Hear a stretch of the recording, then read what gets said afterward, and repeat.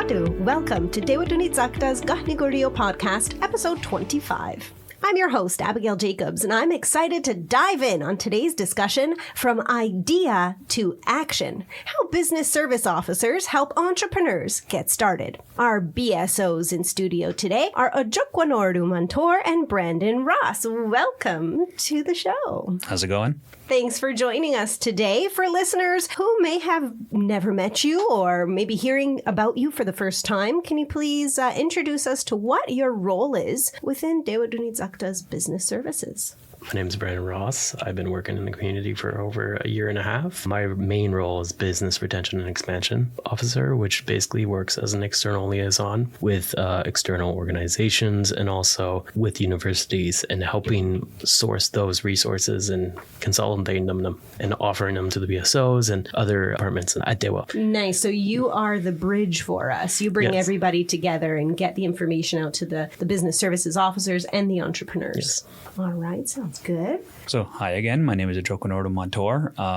I've been here for about I'm going on 3 years. Yahoo! I'm super happy about that. But my role here is not only as a BSO, but I'm also the current heads up coordinator. Exciting. Very nice. So now what kind of clients do you typically support here at Tewatohnhi'saktha? Who are you seeing coming in to access business services? I would say it's pretty similar to what the BSOs and what I deal with as a BRE. A lot of startups, a lot of existing companies that are looking for more capital. And outside of like startups and expansions, what we typically do see is kind of like what Brandon was saying was existing businesses that are looking for help for like say their marketing expenses and accessing funding to help them with like different professional services, like getting help from a graphic designer, an accountant, stuff like that. What is a typical first appointment like? If somebody's signing up for services and what can they expect to try and accomplish in their initial conversation with their new BSO or BRE?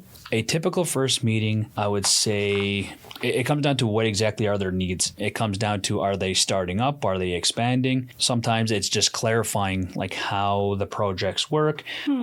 Sometimes it's just helping them write their business plan so that they can start accessing some of our larger funding programs. But I think the core of the answer to this question really comes down to what are their business needs when they first come to us. Okay. No, good. So you're really getting the lay of the land, seeing where the client is at and what it is that they're looking for so that you can pair them up with what services Tewatohnhi'saktha has. Exactly. And through conversation, you find out or how you can, twist and turn and how to get them to what they need. What I would add to that is just, it's not really, the first meeting is not to get the funding right away. It's just to understand the business fully, understand their needs, and pairing them with the right resource or the funding available. And it's really an introduction and a start to a relationship that we're building with them because they're going to be coming back to us and working for the marketing and the professional services. And it's our goal to have them be successful right away, but also be successful long term. So it's not really just about those short-term goals, but it's also about those long-term goals in the future and making sure they're using that funding and the resources available to really impact their business long term. Nice. Now, you mentioned, in that first meeting, it's about setting up those goals and seeing what you're going to be working towards. What are some of the first concrete actions that you would encourage somebody to take within their first little month or so of exploring a business? I'd say business plan number one. Okay. And number two would be actually engaging with your customers, seeing what they want, seeing what are the main problems with the products that they have currently available on the market, and really trying to get evidence besides just assumptions. And I like that. Getting evidence. That's a very key, a very good word, a solid, like that. The question being, what's a concrete thing? Yeah. Gathering your evidence that will support your business endeavor. Are there any kind of tools or tips that you give to, first-time clients, people who are coming in for the first time when they're leaving, kind of giving them any kind of tools or direction to start their entrepreneur journey? Actually, it's funny.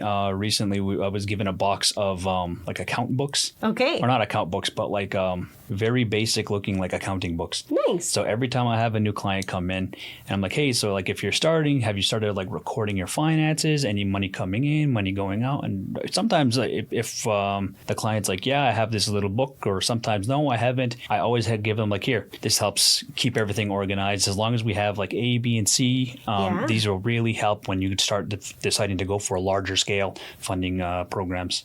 Yeah, starting to really make sure that you're tracking more evidence. Yeah. Tracking your finances, being very aware of what's coming in, going out, and how your business is really succeeding and what kind of numbers you're seeing.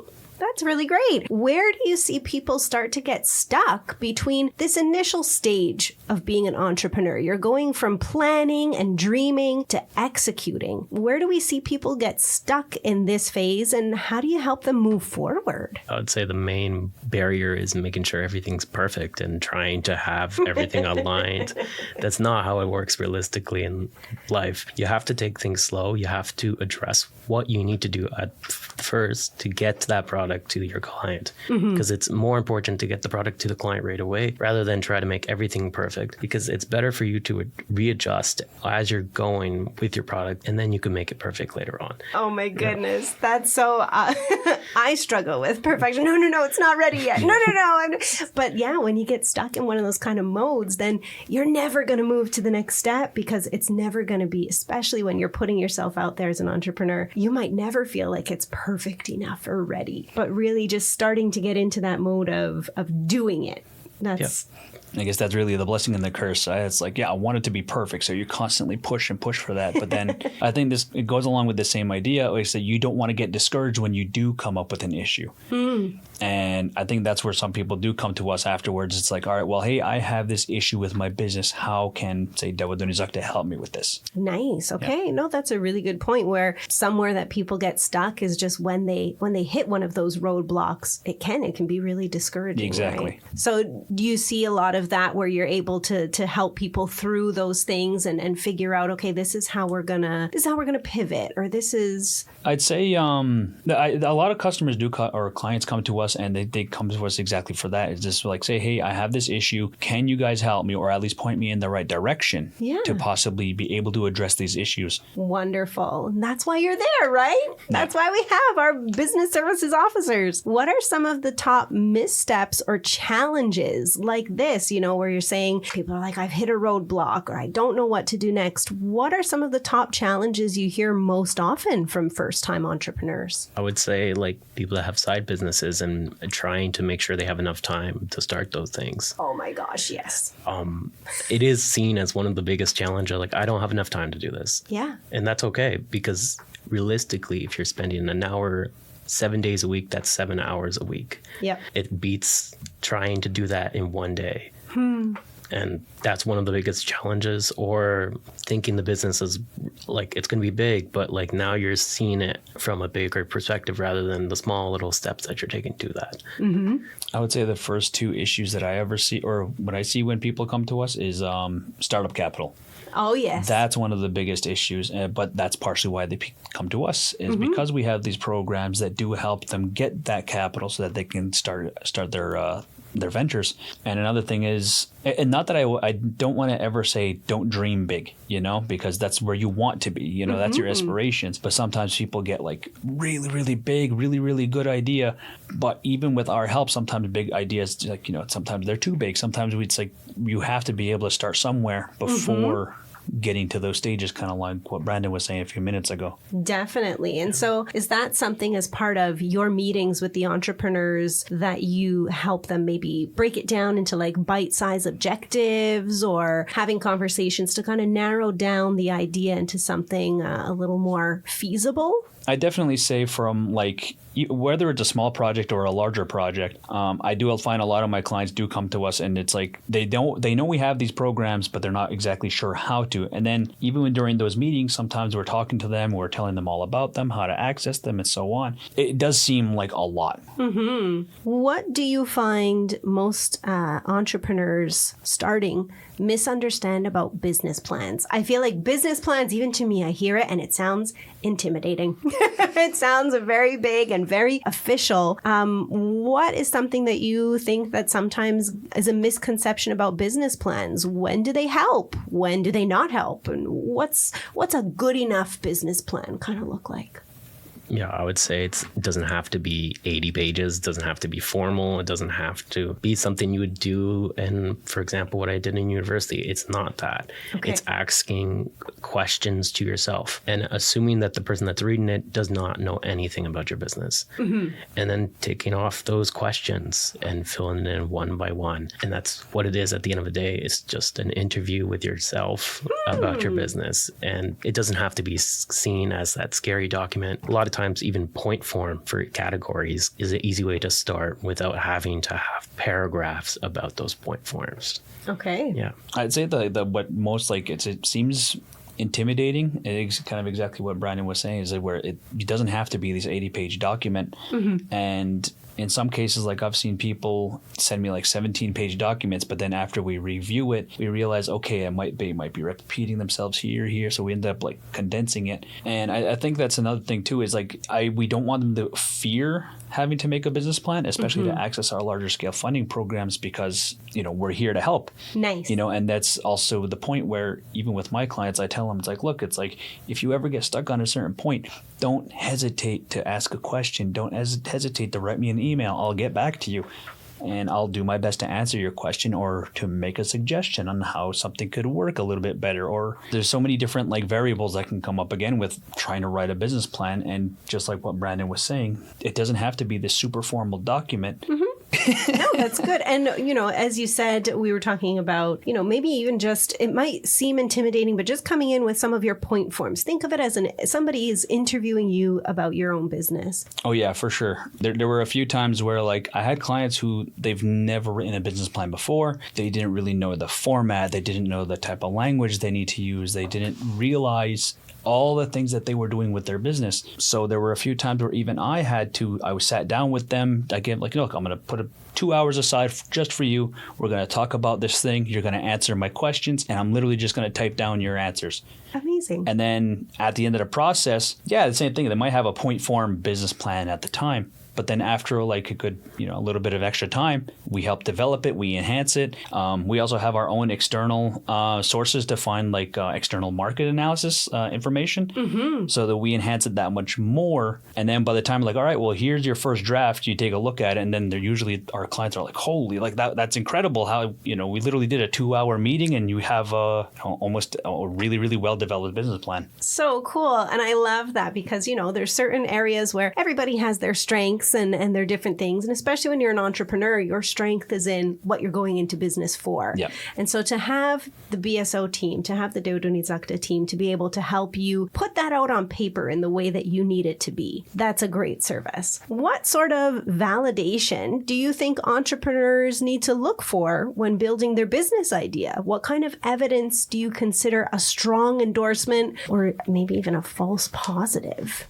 But I think what I said it earlier, where it really comes down to the style of business, and there are a variety of different ways on how you can measure success as an entrepreneur outside of just your revenues. I know some of the things that I always look at is I always encourage people to make like a social media page or to try to keep track of some of their marketing strategies and how those are doing. Mm-hmm. There are some marketing strategies that are really difficult to analyze, like word of mouth. Mm-hmm. It's like, well, yeah, you can hear people talking good about you, but there's no way of quantifying it. You can make qualitative analysis of that.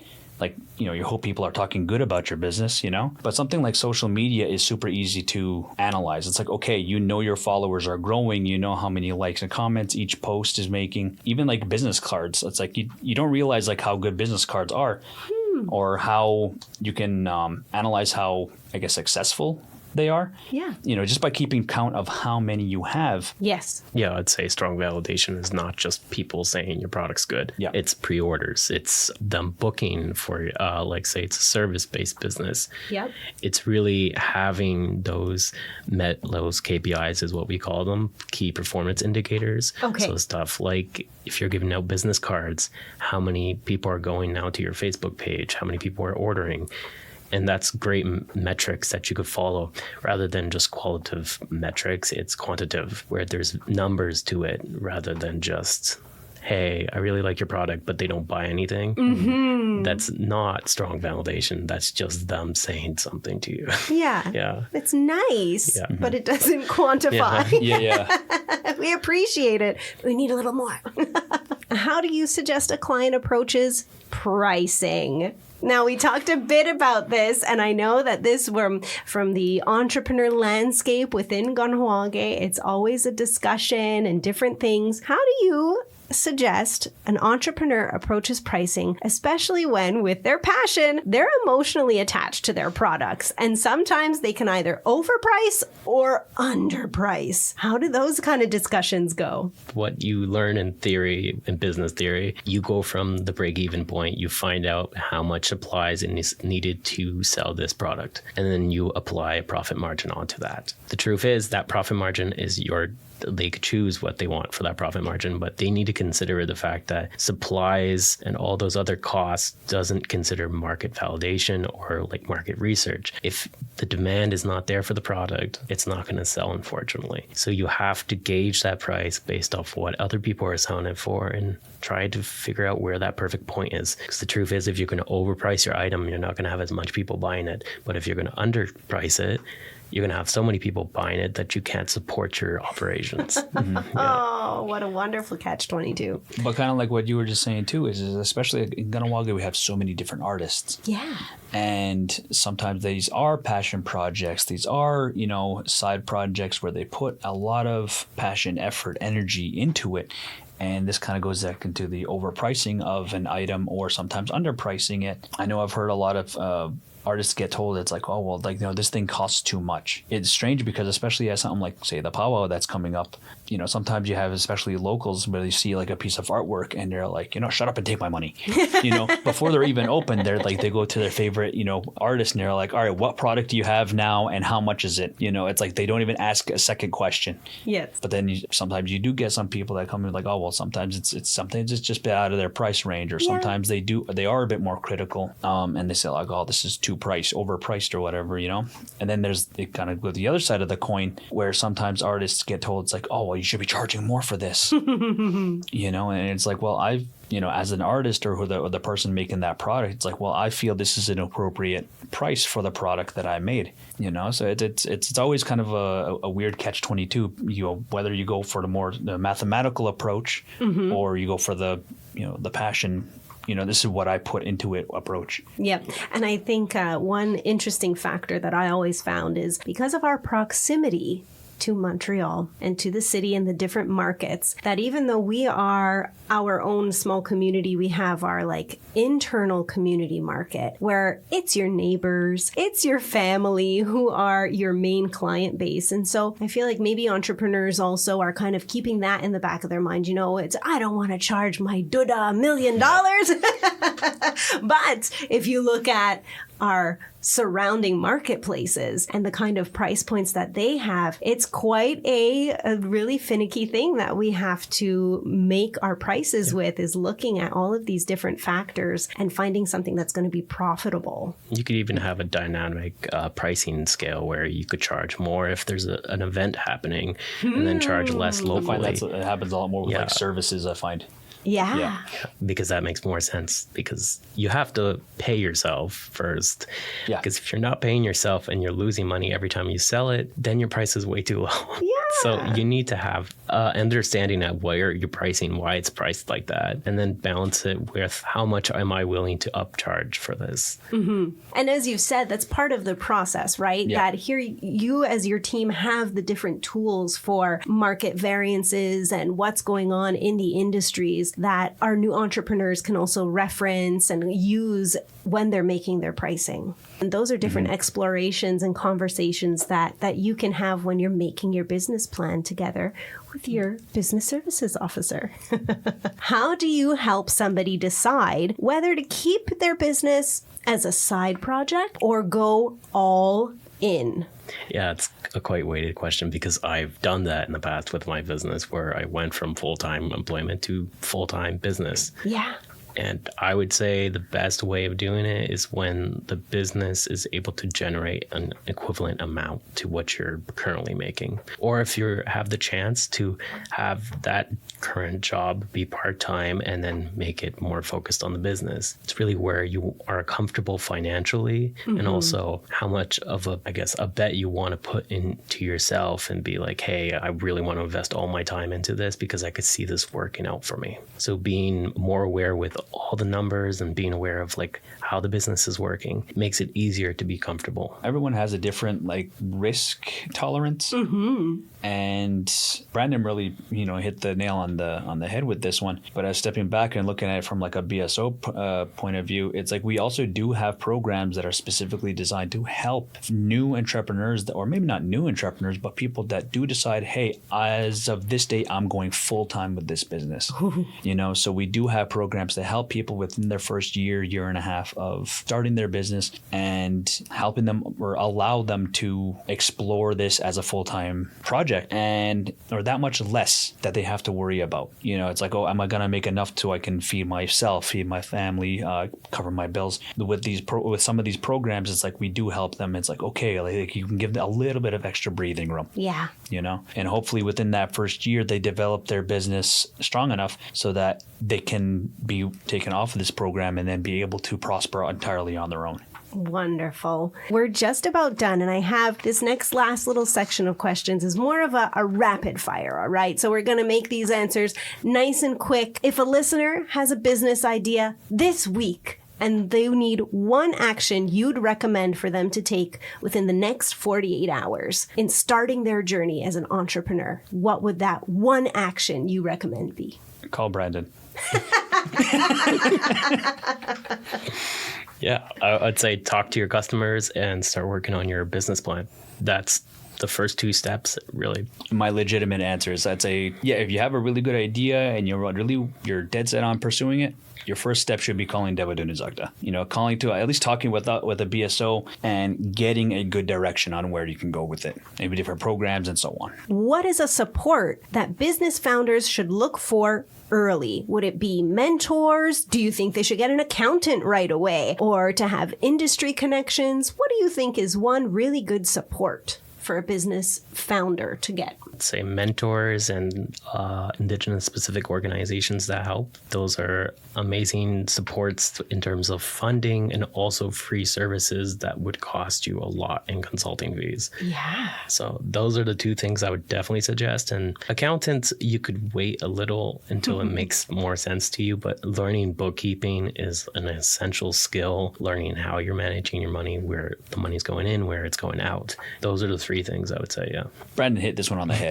Exactly that. As I would say, look for a mentor, any kind of free services that you can access. That's partially what Tewatohnhi'saktha is here. We do have so many different products. For me, I'm a marketing guy. So for me, I'm always looking at like whenever somebody comes to me, it's like, hey, I want to do this with my business and this is how I'm going to market it. I'm always super happy to start hearing about their marketing and whatnot. So, yeah, like I said, Brandon hit this one on the head. It's really hard to add to that. What's one pattern you see in people who successfully move from an idea to a real business? Maybe one trait that you've seen across all of Kahnawákeró's successful entrepreneurs. We have so many. And what's one trait that you can say, all these people, they have this? I would say they developed a really good reputation. In Kahnawákeró, I always find word of mouth and developing good reputations are ideal. In Kahnawákeró, word of mouth can make or break small businesses in town. And I find most, if not all, really successful businesses, whether how big or small they are, whether they're a multi-million-dollar corporation to the smallest or to a small entrepreneur, the best ones and the people that get return customers, that get people that constantly come back, that they continue the word of mouth, the buzz is they have a good reputation. Really the word action, like doing stuff and keep doing it, because if you're not doing anything, it's not going to move forward. A lot of times I find a lot of people are planning and planning and then just never really talk to their clients or never really try to sell something at the beginning. Taking action and making sure that that action is reputable. Yeah. I like those. What's a resource that you regularly point clients to? Is it a program or a checklist or setting a good habit that consistently helps? I'd say for me, the programs that is, I'm not sure about Brandon, but I know for me, what's the programs that I see the most are our marketing and our professional services. Like I said before, I'm a marketing guy. So for me, with a lot of the times it comes like, oh, I want to do this marketing strategy. I want to do this marketing strategy. And a lot of the times what we end up doing is just like, oh, well, we have this marketing fund program that can help pay for 75% of your funds or of your needed up to, obviously we have limits, we can't pay for everything. But usually once they find out, they're like, oh my God, like that's going to help out so much. Yeah. And, they don't realize that, especially as a business that's starting out, your business ain't going to go anywhere if nobody knows about it. Mm-hmm. And that's the way I always looked at it, There's that, or even paying for a graphic designer, or once they do get large enough, they start paying for accountants and other, specialized services so they can access the Pro Fund. But out of everything, I'd say that's the first two things that I almost always give to every client that comes in. I let them know this is what they can do. This is how you access them. And you move from there, because then at that point it's like, all right, you set them up, you just let them knock it down at that point. Yeah, and I'll say the best part is it doesn't need a business plan. Yeah, that too. I think that's another thing. When people come here looking for funding, they're always looking for like the big funds or whatever, and then I tell them, oh yeah, you have these little ones, you can access them right away. You don't need a business plan. They're like, oh, thank you. Oh. And then on top of that, something else that makes them happy is that, especially these two smaller programs, they get refurbished every year. Yes. So for them, they're like, oh man, and especially like if they're near the end of the fiscal year, that means I can access them twice.